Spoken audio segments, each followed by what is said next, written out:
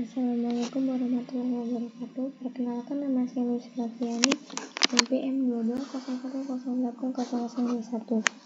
Kelas B, Prodi Tadis Biologi. Di sini saya akan mempresentasikan esai tentang informasi sebagai sesuatu yang mengurangi ketidakpastian dalam ruang lingkup biologi.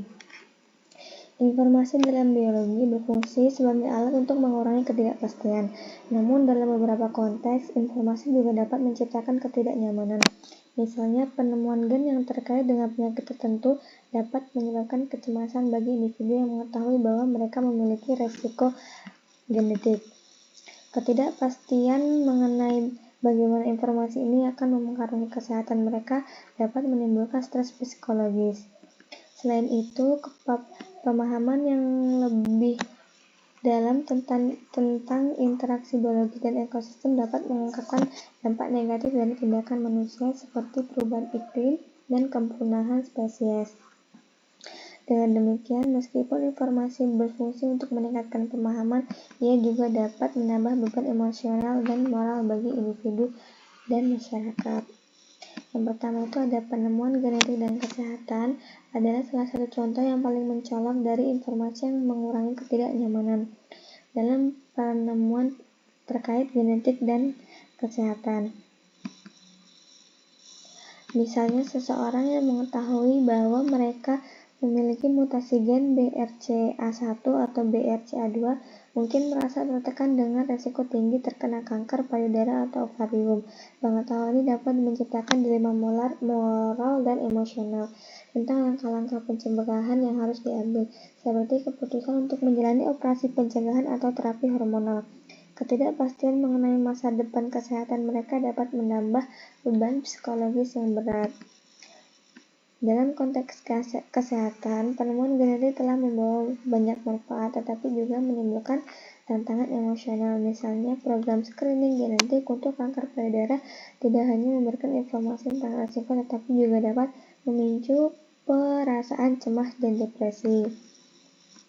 Penemuan genetik telah merevolusi bidang kesehatan dengan memberikan pemahaman yang lebih dalam tentang hubungan antara gen dan penyakit. Berikut adalah beberapa aspek penting mengenai bagaimana penemuan genetik berkontribusi dalam pengobatan penyakit. Yang pertama itu ada pengujian genetik dan kesehatan yang dipersonalisasi. Terus yang kedua ada farmakogenomik. Yang ketiga ada terapi gen. Yang keempat ada analisis genomik dan chip DNA. Yang kelima ada kesehatan preventif gaya hidup. Penemuan genetik telah menjadi bagian integral dalam pengobatan modern, tetapi informasi yang diperoleh dari penelitian ini juga membawa ketidakpastian yang signifikan.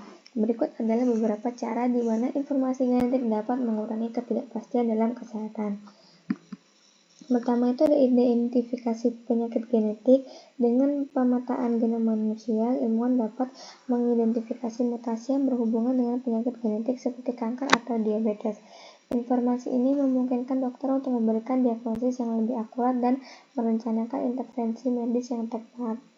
Namun penemuan ini juga menciptakan ketidakpastian bagi individu yang mengetahui bahwa mereka memiliki predisposisi genetik terhadap penyakit tertentu. Mereka mungkin merasa cemas tentang masa depan kesehatan mereka dan bagaimana informasi ini akan mempengaruhi keputusan hidup mereka. Yang kedua ada farmakogenomik dan respon terhadap obat. Farmakogenomik mempelajari bagaimana gen mempengaruhi respon individu terhadap obat. Dengan memahami variasi genetik, dokter dapat menyesuaikan pengobatan untuk meningkatkan efektivitas dan mengurangi efek samping. Meskipun ini mengurangi ketidakpastian dalam pengobatan, ada tantangan dalam menerapkan informasi ini secara luas. Misalnya, tidak semua pasien memiliki akses ke pengujian genetik dan hasilnya dapat bervariasi tergantung pada faktor-faktor lain seperti lingkungan dan gaya hidup.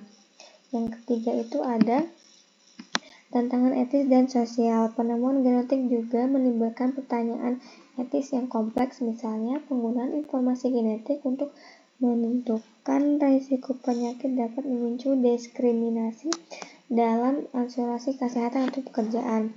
Ketidakpastian mengenai bagaimana informasi ini akan digunakan atau disalahgunakan menciptakan kekhawatiran di kalangan masyarakat. Yang keempat ada informasi genetik dalam konteks evolusi. Informasi tentang variasi genetik dalam populasi membantu ilmuwan memahami beberapa proses spesies beradaptasi dengan lingkungan mereka. Namun, pemahaman ini dapat mengurangi ketidakpastian tentang evolusi. Ada tantangan dalam menerapkan pengetahuan ini untuk konservasi spesies yang terancam punah. Ketidakpastian tentang dampak perubahan lingkungan dan intervensi manusia membuat pengambilan keputusan ini sulit. Jadi kesimpulannya, secara keseluruhan, penemu genetik memberikan alat yang kuat untuk mengurangi ketidakpastian dalam diagnosis dan pengobatan penyakit. Namun, tantangan yang muncul dari informasi ini baik dari segi emosional, etis, maupun sosial menunjukkan bahwa kita harus berhati-hati dalam menginterpretasikan dan menerapkan pengetahuan genetik. Poin selanjutnya itu ada dampak lingkungan dan kesadaran ekologis. Nah, informasi biologi juga mencakup pemahaman tentang dampak manusia terhadap lingkungan dan ekosistem. Meskipun informasi ini penting untuk menginformasikan kebijakan dan tindakan konservasi, ia seringkali membawa rasa tidak nyaman. Kerusakan lingkungan dapat membuat individu merasa bersalah atau tidak berdaya, misalnya ketika seorang menyadari bahwa konsumsi sehari-hari mereka berkontribusi pada pemanasan global atau penurunan keanekaragaman hayati. Ketidaknyamanan ini bisa menjadi beban emosional yang berat dan memicu perasaan cemas terhadap masa depan. Selanjutnya itu ada etika bioteknologi dan manipulasi genetik.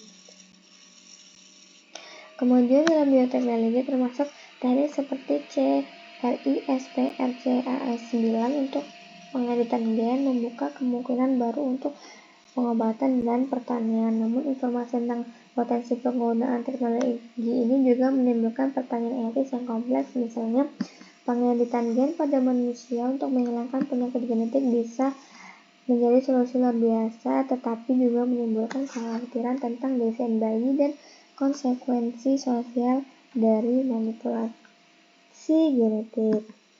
Selanjutnya ada pendidikan dan kesadaran publik. Salah satu cara untuk mengurangi ketidaknyamanan yang ditimbulkan oleh informasi biologi adalah melalui pendidikan yang lebih baik. Masyarakat perlu diberdayakan dengan pengetahuan yang tepat agar mereka dapat memahami informasi genetik dan lingkungan tanpa merasa terjebak dalam ketakutan dan kecemasan. Misalnya, program pendidikan tentang keberlanjutan dan konservasi dapat membantu masyarakat memahami pentingnya menjaga ekosistem tanpa putus asa. Jadi, kesimpulannya, informasi dalam biologi memiliki potensi luar biasa untuk meningkatkan pemahaman kita tentang kehidupan dan kesehatan.